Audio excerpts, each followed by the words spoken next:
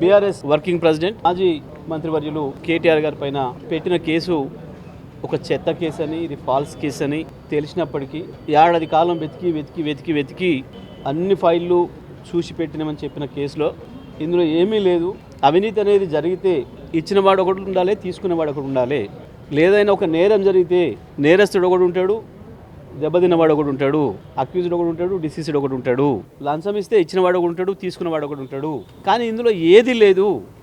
సాఫ్గా మంత్రిగా ఈ రాష్ట్ర ప్రతిష్టను పెంచడానికి, హైదరాబాద్ ప్రతిష్టను పెంచడానికి, ప్రపంచవ్యాప్తంగా హైదరాబాద్ బ్రాండ్ ఇమేజ్ని పెంచడానికి చేసిన కార్యక్రమంలో భాగంగా అది వరుసగా 4 సంవత్సరాలు కొనసాగడానికి కావాల్సిన పద్ధతుల్లో అన్ని ఏర్పాట్లు చేస్తూ నేనే ఇచ్చిన ఉత్తర్వులు నేను సంతకం పెట్టి 50 కోట్లు పంపించిన సాగు ఓపెన్గా చెప్పాడు. ఏడాది కాలంగా చెప్తూనే ఉన్నాడు కేటీఆర్ గారు.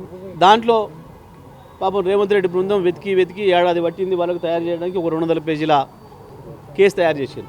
మీరు హైకోర్టులో వేసిరు, ఇది ఓ చెత్త కేసు, కొట్టేయండి, దీంట్లో ఏమీ లేదు అని చెప్పి.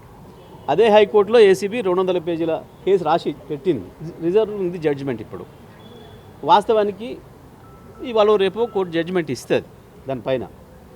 కానీ హడావుడిగా ఇవాళ ఏసీబీ నోటీస్ ఇచ్చింది, ఇవాళ రండి అని. కారణం ఏంటి అని అంటే గత ఏడాది కాలంగా ఈ రాష్ట్రంలో జరుగుతున్న డైవర్షన్ పాలిటిక్స్.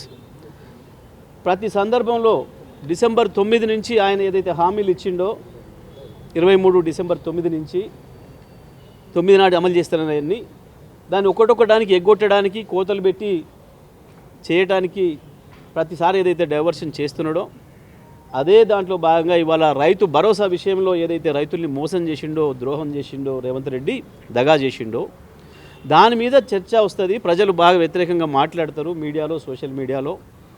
దాన్ని డైవర్ట్ చేయాలని చెప్పి ఇవాళ హడావుడిగా ఒక నోటీస్ ఇప్పించాడు ఏసీబీతో. అయినప్పటికీ కేటీఆర్ గారు ఒక ఉత్తరం రాసి తప్పించుకోవచ్చు. కేసు కోర్టులో పెండింగ్లో ఉంది, రిజర్వ్లో ఉంది కాబట్టి దాని తర్వాత నేను వస్తాను ఉత్తరం రాయొచ్చు. అప్పటిదాకా కేటీఆర్ గారిని అరెస్ట్ చేయకూడదు అని చెప్పి ఆర్డర్లే ఉన్నాయి హైకోర్టు ఉత్తర్వులు. అరెస్ట్ చేయలేరు మాకు తెలుసు. అయినప్పటికీ కూడా ఒక బాధ్యత గల పౌరుడిగా, ఒక బాధ్యత గల నాయకుడిగా, ఒక బాధ్యత గల ప్రజాప్రతినిధిగా ఈరోజు అదే ఆఫీస్కి వాళ్ళు పిలిచిన ఆఫీస్కి వెళ్ళారు. వాళ్ళు ఏసీపీ గారు వచ్చి రిక్వెస్ట్ చేశారు ఇంటికి వచ్చి, సార్ మీ నాయకులు చాలామంది వస్తున్నారు, మాకు ఇబ్బంది అవుతుంది ఇట్లా అని చెప్తే, ఏ నాయకులు రారు నా వెనకాల, నేను ఒక్కరిని వస్తా, మీరే ఎస్కార్ట్ పెట్టి తీసుకొని పోండి, నాకు అభ్యంతరం లేదు, నా లాయర్లతో కలిసి వస్తున్నా, నా కారులో ఒకటే కారు అలో చేస్తామని చెప్పారు.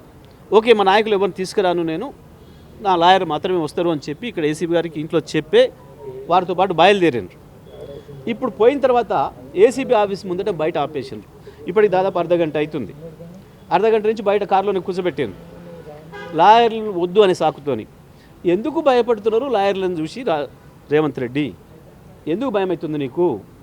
ఇందులో ఒక దొంగ వేషం ఉంది.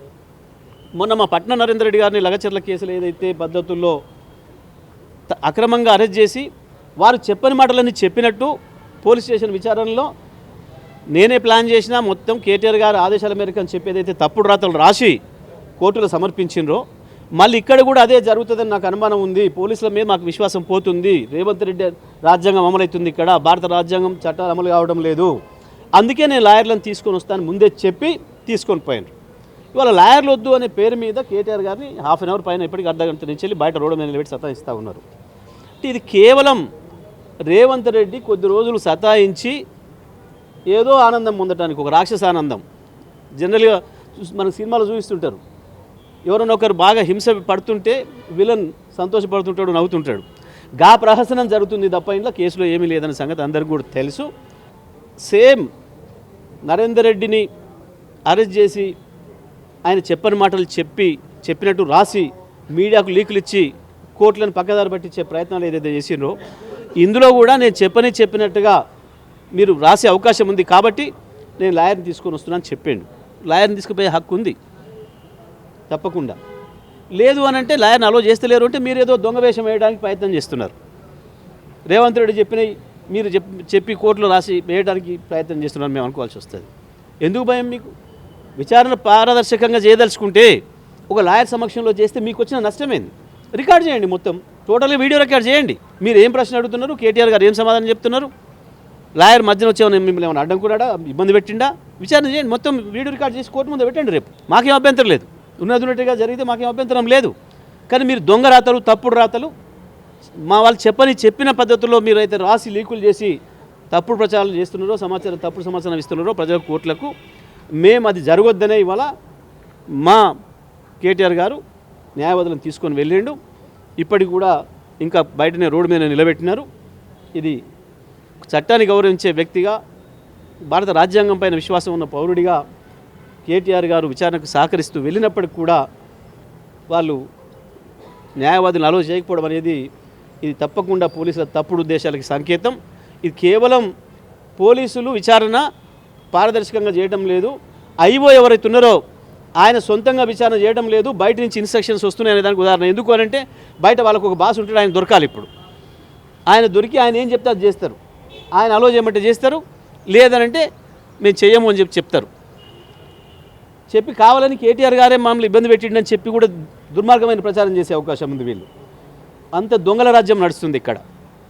భారత రాజ్యాంగం నడవడం లేదు, భారత చట్టాలు నడవడం లేదు, పాత ఐపీసీలు సిఆర్పీసీలు నడవడం లేదు, కొత్తగా వచ్చిన బిఎన్ఎస్ఎస్ నడవడం లేదు.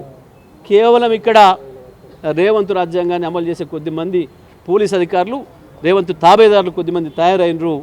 ఇది వాళ్ళు ఇటువంటి పనులు చేస్తున్నారు.